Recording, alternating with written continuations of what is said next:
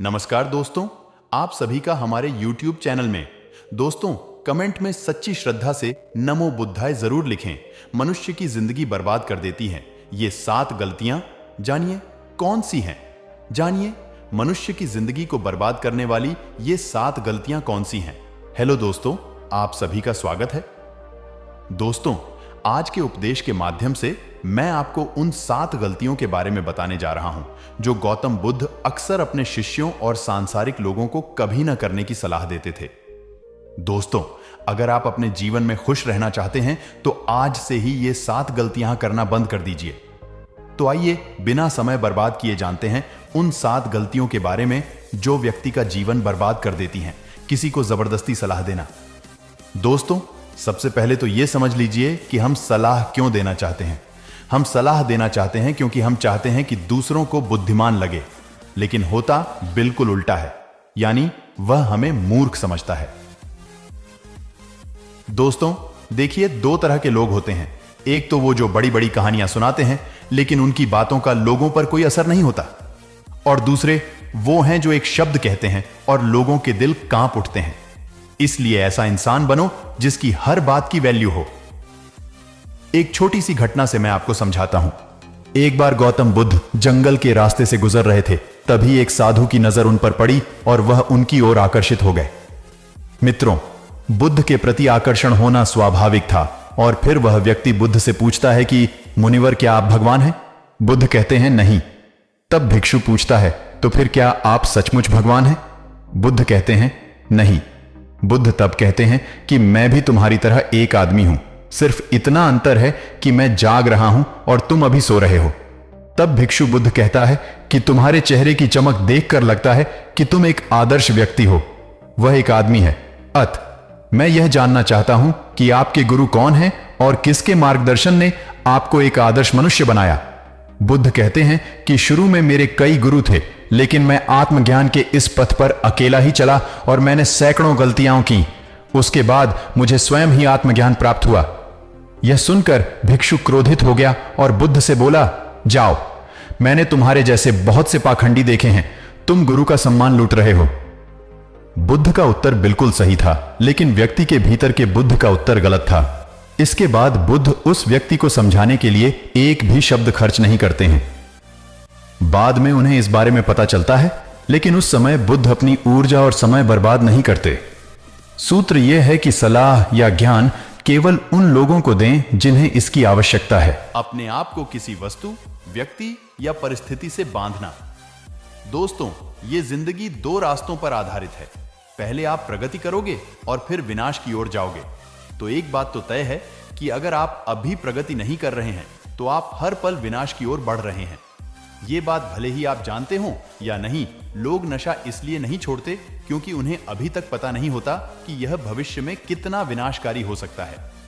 इसलिए जो चीजें आपके भविष्य में बाधा बन रही हैं, उन्हें धीरे धीरे ही सही आज से ही छोड़ना शुरू कर दें। फिर आपकी जिंदगी धीरे धीरे बदलने लगेगी। हर किसी की सलाह को ज्यादा गंभीरता से न लें। दोस्तों, उसकी सलाह को गंभीरता से न लें जो देने लायक न हो। कैसे पता करें कि कौन योग्य है और कौन नहीं? सीधी सी बात है, अगर कोई बुजुर्ग व्यक्ति है और सभी लोग उसका सम्मान करते हैं तो सिर्फ इसलिए उसकी सलाह को कभी गंभीरता से न लें। बड़े बुजुर्ग अच्छी सलाह देते हैं, लेकिन यह हर बार सच नहीं होता। दोस्तों, अगर आप कुक बनना चाहते हैं और किसी गायक से सलाह लेते हैं तो संभव है कि गायक आपको सलाह तो दे, लेकिन आपका खाना नहीं बनेगा जो मानक आप चाहते हैं। हर सलाह को अपने अनुभव के आधार पर परखें और बिना अनुभव किए किसी नतीजे पर न पहुंचें। तो दोस्तों, हर किसी की सलाह को गंभीरता से ना लें, न तो अपनी मां का अपमान करें और न ही किसी को आपका अपमान करने दें। इस पूरी दुनिया में अगर कोई है जो आपको निस्वार्थ भाव से प्यार करता है तो वह आपकी अपनी मां है। दोस्तों, गौतम बुद्ध की माता, जिनका नाम महामाया था, ने बुद्ध को जन्म देने के 7 दिन बाद अपना शरीर त्याग दिया था। उसके बाद बुद्ध की मौसी, जिनका नाम रानी प्रजापति था, ने उनका पालन पोषण किया। गौतम बुद्ध ने अपने उपदेशों में अक्सर सांसारिक लोगों को यह सलाह दी है कि उन्हें अपनी मां से प्यार करना चाहिए और उनकी देखभाल करनी चाहिए, और न तो अपनी मां का अपमान करना चाहिए और न ही किसी और को ऐसा करने देना चाहिए। लेकिन देखो, मनुष्य का स्वभाव क्या है? वह उससे भी प्रेम करता है जो उससे प्रेम नहीं करता। दोस्तों, जिन लोगों को लगता है कि उनके पास जीवन में कुछ बड़ा करने का कोई बड़ा कारण नहीं है, तो आइए आज मैं आपको एक बड़ा कारण बताता हूं। अपनी मां के लिए कुछ अच्छा करें, उन्हें वह जीवन दें जिसकी वह हकदार हैं। दूसरों के बारे में सोचते रहना, प्रत्येक शब्द को ध्यान से सुनें। दोस्तों, अगर आप ध्यान से देखेंगे तो पाएंगे कि आप सारा दिन दूसरों के बारे में सोचते रहते हैं और फिर अंत में दुख ही मिलता है।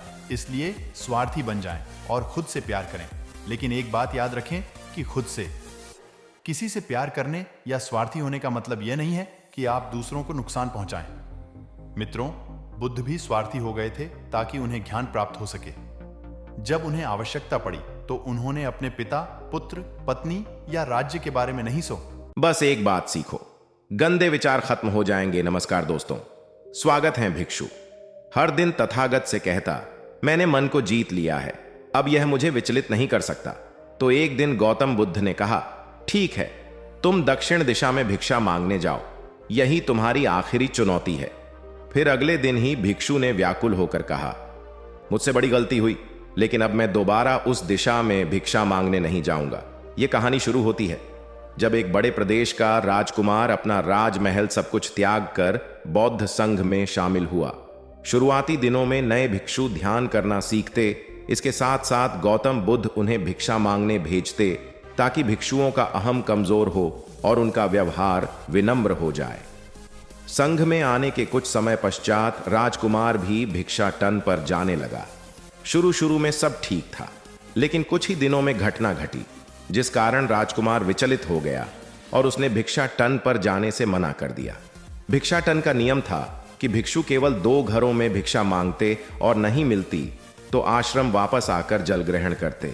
एक बार राजकुमार भिक्षु नगर में भिक्षा मांगने निकला और दुस्सहयोग से भिक्षा नहीं मिली। शुरू में राजकुमार भिक्षु को निराशा हुई, लेकिन कुछ ही पलों में उसका मन शांत हो गया, जैसे कुछ हुआ ही ना हो। बिना प्रयास के आज भिक्षु बड़ा प्रसन्न था। उसने लौटकर गौतम बुद्ध से कहा, आज मुझे भिक्षा प्राप्त नहीं हुई, लेकिन मेरा मन शांत है, न किसी विचार ने मुझे परेशान किया। गौतम बुद्ध भिक्षु की सारी भावनाएं समझ रहे थे। तथागत ने कहा, अच्छी बात है, अब तुम कल महल की तरफ भिक्षा मांगने जाना। भिक्षु ने आज्ञा का पालन किया और अगले दिन भिक्षा मांगने निकल गया। कुछ देर बाद जब भिक्षु महल के आगे से गुजरा तो उसे अपना महल याद आ गया कि कैसे वह ऐशो आराम का जीवन जीता था। भिक्षु ने सोचा, महल में खाने को स्वादिष्ट पकवान मिलते और सेवा करने को कई नौकर होते और सभी प्रकार के सुख मिलते। ऐसा सोचते सोचते भिक्षु के मन में इच्छा हुई कि आज बढ़िया भोजन मिल जाए। तभी भिक्षु सचेत हो गया कि यह सब अतीत की स्मृतियां हैं और मैं केवल इन्हें देख रहा हूं। पुरानी यादों के ताजा होने से मन में कुछ इच्छाएं प्रकट हो रही हैं, यह भी मैं केवल देख रहा हूं। अगर मैं इन शारीरिक इच्छाओं को पूरी करने की लालसा रखूं तो मैं मन की शांत और यह जागृत अवस्था खो दूंगा। भिक्षु ने महसूस किया कि जब जब हम स्वयं को 2 कदम आगे ले जाते हैं, चेतना का स्तर ऊपर उठाते हैं, तब मन इस प्रकार के खेल खेलता है। जब हम मन को शांत करने लगते हैं तब मन हमें बेचैन करने की पूरी कोशिश करता है। भिक्षु यह सोचकर बहुत खुश हुआ क्योंकि आज उसने आत्मचिंतन से मन के बारे में गहरी समझ और सूक्ष्म दृष्टि प्राप्त कर ली। भिक्षु ने आश्रम आकर गौतम बुद्ध को सारी बात बताई और कहा, तथागत, आज मुझे आपकी कृपा से सूक्ष्म दृष्टि प्राप्त हुई। मन हमें बार बार इच्छाओं में उलझाना चाहता है। यह महिला वह सब बिन बताए करती जा रही थी। भिक्षु ने सोचा, यह सब संयोग है, यहां लोग भोजन के बाद आराम करते होंगे।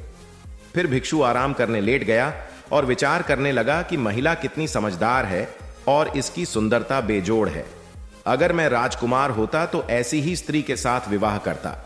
भिक्षु के मन में ऐसे ही कुछ विचार चल रहे थे। इतने में युवती फिर से आई और बोली, अगर आप राजकुमार होते तो मुझे उपदेश कैसे रखते? भिक्षु जी, आप तो मुझे उपदेश देने आए थे ना, युवती का। इतना कहते ही भिक्षु को स्पष्ट हो गया कि युवती तो मन पढ़ सकती है। भिक्षु घबरा गया और हाथ जोड़कर पूछा, क्या आप मेरा मन पढ़ सकती हैं? युवती ने कहा, क्षमा कीजिए, ध्यान करते करते मेरा मन शांत हो गया है, इसीलिए बड़ी आसानी से मुझे दूसरों के विचार अपने आप महसूस हो जाते हैं, उनकी भावनाएं समझ आ जाती हैं। जब भिक्षु ने सुना तो उसके पैरों तले जमीन सरक गई। फिर बिना कुछ बोले भिक्षु तत्काल आश्रम की ओर चल पड़ा। रास्ते में चलते हुए भिक्षु का दिमाग फटा जा रहा था। उसकी बेचैनी बढ़ गई थी। भिक्षु खुद को कोसने लगा कि मेरे मन में युवती के लिए ऐसे विचार क्यों आ रहे थे। उसने मेरे बारे में क्या सोचा होगा। अगर यह बात लोगों को पता चलेगी तो लोग भिक्षुओं और संघ के बारे में क्या सोचेंगे। आज भिक्षु बहुत लज्जत महसूस कर रहा था और वह थोड़ी ही देर में आश्रम पहुंच गया।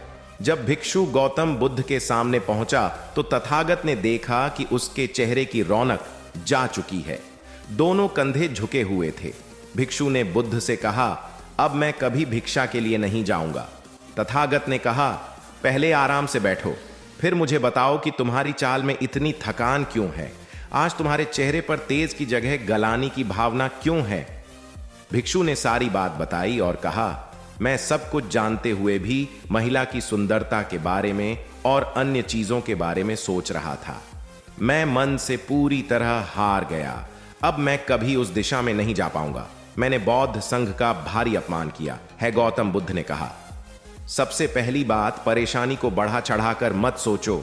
अगर कुछ बुरा हो जाए तो एकदम से यह मत सोचो कि सब खत्म हो गया।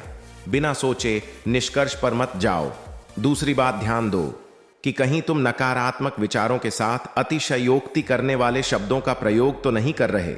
जैसे मैं हमेशा हारता हूं, जीवन में कुछ नहीं बचा। मैं मन से पूरी तरह हार गया।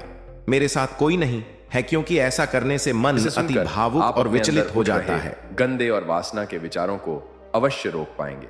उससे पहले अगर आप भी भगवान बुद्ध को दिल से मानते हैं और उसके सच्चे भक्त हैं तो कहानी को पूरा सुने और चैनल को सब्सक्राइब करके कमेंट बॉक्स में नमो बुद्धाय अवश्य लिखें। एक बार एक युवक गौतम बुद्ध के पास आया और गौतम बुद्ध से बोला कि है बुद्ध, मेरे मन में इतने गंदे विचार क्यों आते हैं। मैं नहीं चाहता कि मेरे मन में गंदे विचार आए, पर मेरे मन में हमेशा काम वासना के विचार चलती रहते हैं और मैं इसके बारे में सोचकर बहुत परेशान हूं। मेरी ऊर्जा और समय ये सब सोचने में ही नष्ट हो जाता है और इन सब के विचारों की वजह से मैं कभी शांत नहीं रह पाता हूं और मैं हमेशा ही स्त्रियों को देखकर मोहित हो जाता हूं, अपने आप को रोक ही नहीं पाता हूं। बुद्ध मुस्कुराए और उन्होंने उसे युवक से पूछा, क्या तुम्हें पता है ये काम वासना होती क्या है। फिर उसने ने उत्तर दिया और कहा, बुद्ध में यह तो नहीं जानता कि काम वासना होती क्या है, पर हां, यह जो भी है बहुत बुरी चीज है। फिर बुद्ध ने उसे युवक से कहा कि सबसे पहले तुम्हें यह समझना है कि प्राकृतिक रूप से जो भी चीज हमारे अंदर है वह बुरी नहीं है। हमारे जीवन में इसकी कुछ ना जरूरत है। वासना कोई बुरी बात नहीं है। यह तो हमारे मन की एक भावना है जो हमें किसी न किसी चीज की कमी का एहसास करवाती है और फिर हम उसे चीज को पाने के लिए उसे चीज की तरफ आकर्षित हो जाते हैं। जैसे अगर तुम्हारे पास धन कमी है तो तुम धन पाने की वासना उत्पन्न हो जाएगी। तो वासना कुछ और नहीं, बस एक प्रकार की कमी है जो कि एक प्रकार की जरूरत का एहसास है। और जब यह जरूरत शारीरिक हो तो हम इस काम वासना का नाम देते हैं। युग ने गौतम बुद्ध को कहा कि बुद्ध, मुझे काम वासना का मतलब तो समझ में आ गया, पर आप मुझे यह बताएं कि एक आती कहां से है और कैसे आती है। गौतम बुद्ध ने कहा कि काम वासना कहीं से आती नहीं है, यह तो हमारे अंदर ही होती है और इसका होना तो जरूरी है भी है, तभी तो मानव जाति का विस्तार होगा। युवक ने कहा, जब यह हमारे अंदर ही है और जरूरी भी है तो फिर लोग इसे गलत क्यों बोलते हैं। बुद्ध ने कहा कि यह तो समस्या है। लोगों ने काम वासना को गलत तरीके से अपने जीवन में उत्पन्न कर लिया है। इसे छुपाने की, दबाने की कोशिश करते हैं। काम वासना गलत नहीं है, बल्कि काम वासना का गलत तरीके से उपयोग करना गलत बात है। लोग जिससे प्रेम करते हैं बस उसी के लिए जीने लगा जाते हैं, उसे पाना ही अपना मार्ग बना लेते हैं और उसी के बारे में सोचते रहते हैं, और यह सब गलत है। बुद्ध ने युवक से कहा, क्या तुम्हें पता है जानवरों में भी काम वासना होती है। युवक ने उत्तर दिया, हाँ यू बुद्ध, जानवरों में भी काम वासना होती है, क्योंकि जानवर भी तो आखिर अपने वंश को आगे ले जाएंगे। बुद्ध ने कहा, तो फिर हम जानवरों के काम वासना को गलत क्यों नहीं कहते। युवक ने कहा, मुझे नहीं पता महात्मा, आप ही मुझे बताएं। गौतम बुद्ध ने कहा कि जानवर अपनी काम वासना का प्रयोग आनंद प्राप्त प्रतीत के लिए नहीं करते। भाई तो सिर्फ संतान उत्पन्न करने के लिए काम वासना का उपयोग करते हैं। हम हावी क्यों हैं, ये बेलगाम क्यों हो जाता है। तब गौतम बुद्ध ने कहा, अब जो मैं तुम्हें बताऊंगा उसे सुनो, ध्यान से सुनो। तुम्हें वासना का पूरा खेल समझ में आ जाएगा। तुम्हें तुम्हारे सभी सवालों के जवाब मिल जाएंगे। तुम्हें बस ध्यान से सुनकर समझना होगा। तब गौतम बुद्ध ने उस युवक से कहा, एक समय की बात है, गुरु और उनके शिष्य एक आश्रम में रहते थे। शिष्य प्रतिदिन दीक्षा लेने के लिए आश्रम से बाहर गांव में जाते थे। जो शिष्य भिक्षा लेने के लिए गांव में जाता था, रास्ते में एक नदी पड़ती थी जिससे होकर वह प्रतिदिन भिक्षा लेने के लिए जाता था। एक दिन उसने एक लड़के को पेड़ के पीछे छुपे हुए देखा। वह लड़के के पास गया और पूछा, भाई, तुम इस पेड़ के पीछे छिपकर क्या देख रहे हो? लड़के ने कहा, अरे, क्या तुम्हें वह नहीं दिख रहा जो मैं देख रहा हूं? उसकी नजर नदी पर पड़ी तो वहां कुछ लड़कियां पानी भर रही थीं। लड़कियां 14-15 साल की होंगी। तब शिष्य ने लड़के से कहा, अरे भाई, वहां तो लड़कियां पानी भर रही हैं, इसमें छिपने की क्या बात है?